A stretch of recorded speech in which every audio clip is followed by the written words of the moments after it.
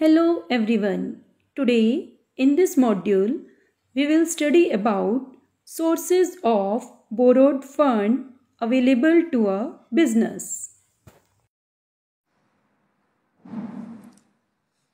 Under sources of borrowed funds, we will study about debentures, loan from financial institutions, loan from commercial banks, public deposit, trade credit, and intercorporate deposit.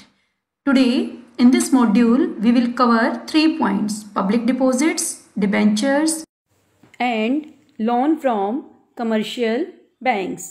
Let's start with our first topic, public deposits. Deposits made by the public with the company, and how the company can invite these deposits by giving an advertisement in the newspaper and can invite public to deposit their money with the company. And generally public deposits, these are invited by reputed companies. So the deposits that are raised by the organizations directly from the public are known as public deposits. And why the public prefer to invest their money in public deposits instead of bank deposits? Because public deposits are unsecured. That means they carry more risk. So rate of interest offered will be more. That's why in order to earn more interest, public prefers to invest their money in public deposits instead of bank deposits. So rates of interest offered on public deposits are usually higher than that offered on bank deposits. Any person who is interested in depositing money in an organization can do so by filling up a prescribed form, and in return the organization, the company, will issue him a receipt as an acknowledgement of the deposit made by that person with the company. Companies generally invite public deposits for a period of up to 3 years, and these are regulated by the Reserve Bank of India. One thing that you have to keep in mind, these are unsecured deposits. That means company does not offer any security against these deposits to the depositors. So now we will study about the features of public deposits. First feature, simplicity. It is the easiest method of raising finance as it doesn't involve legal formalities and doesn't contain restrictions which are there in case of loans from banks and issue of debentures. Number 2, economical. It is an economical source of finance. Interest paid on funds raised through public deposits, that is generally lower than interest paid on loans from banks. So why company prefer public deposits instead of bank borrowings? Because bank will charge more interest while the rate of interest to be given by the company on public deposits, that is generally less than the interest on bank loans. Further, the interest payment on public deposits, that is a tax deductible expense from company point of view. So that will reduce the tax liability, tax burden of the company. So in order to get the tax benefits also, company can make use of public deposits. Third, no security. Again, it is beneficial for the company. Company need not give any asset as security. Company need not create any charge on its assets to get money from public deposits. Public deposits are unsecured deposits, so the company is not required to mortgage its assets with the investors. Company is not required to create any charge on its assets. The company can use its assets as security for obtaining loans from other sources such as commercial banks and financial institutions. Fourth feature, no dilution of control. There will be no dilution of control by the issue of public deposits, as these deposits do not carry any voting rights.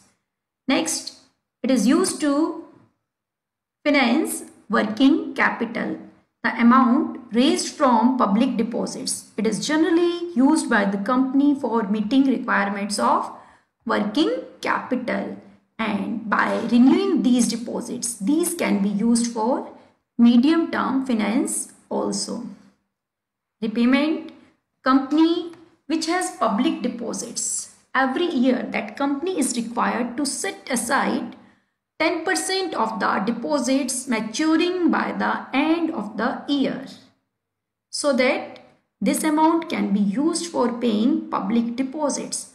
And this condition that is being imposed on the company so that the company can maintain their liquidity. Otherwise, due to payment of the deposits which are maturing by the end of the year, it may adversely affect the liquidity of the company. Limited amount of the public deposits cannot exceed 25% of the share capital and free reserves. So maximum a company can raise by public deposits that should not exceed 25% of share capital and free reserves. Like if you assume share capital and free reserves, in total these are equal to 1 crore. Then maximum money that a company can raise by way of public deposits, that will amount to 25 lakh. This is all about public deposits. So, first feature, simplicity, economical, no security is to be offered, there will be no dilution of control, it is used to finance working capital, and company has to set aside 10% of the deposits maturing by the year end, and maximum company can issue public deposits up to 25% of the share capital and free reserves. Our next point is debentures. So it is another way of raising funds by a company from the public. Another type of borrowing by the company. What happens here? Company borrows funds from the public and in return of that issues them a certificate to acknowledge the amount given by the public to the company. A debenture includes debenture stock as well as bonds or any other instrument of a company evidencing a debt. These are the common securities issued under borrowed fund capital, and we can define it as an acknowledgement of the debt taken by the company. So by way of debenture, the company issues a certificate by which it acknowledges the debt taken by it. Features of debentures. First feature, borrowed fund. It is a part of borrowed fund capital, as these are considered as the creditors of the company. Number 2, fixed rate of interest. Interest is to be paid on debentures at a fixed rate, and that payment of interest is legal obligation for the company.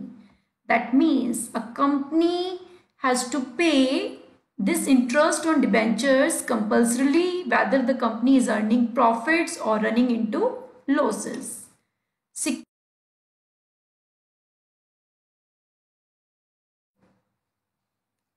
Why the public hesitate to invest in public deposits? The simple reason is because these are unsecured. Company never places any security against public deposits. But in case of debentures, company create a charge on some of its fixed assets. That means if the debenture holders If they don't get repayment of their money from the company in time, then they can realize this amount from the sale of those fixed assets.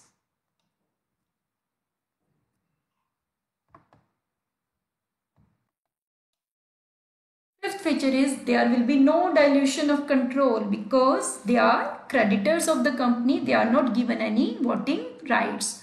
So they don't have any say in the management.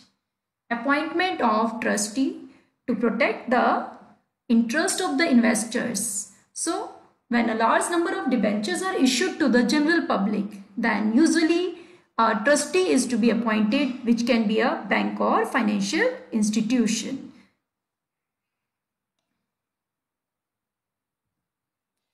Next, we will study about loans from commercial banks.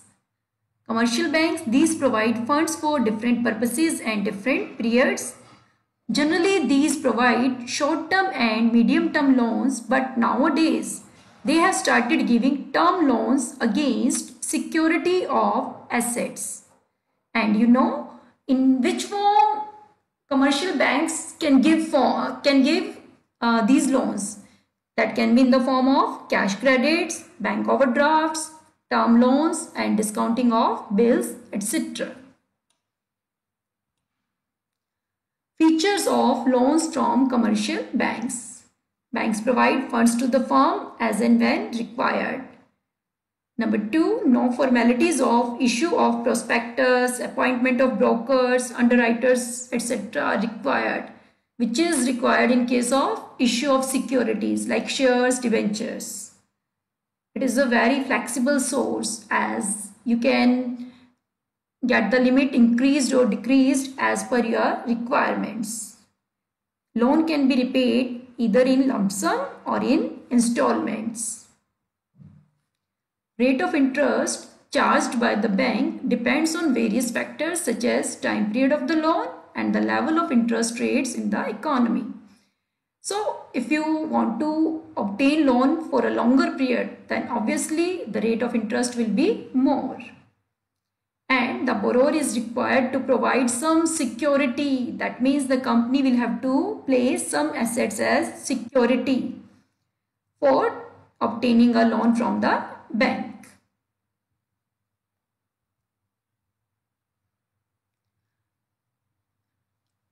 So this is all about public deposits, debentures and loans from commercial banks. And the next 3 points.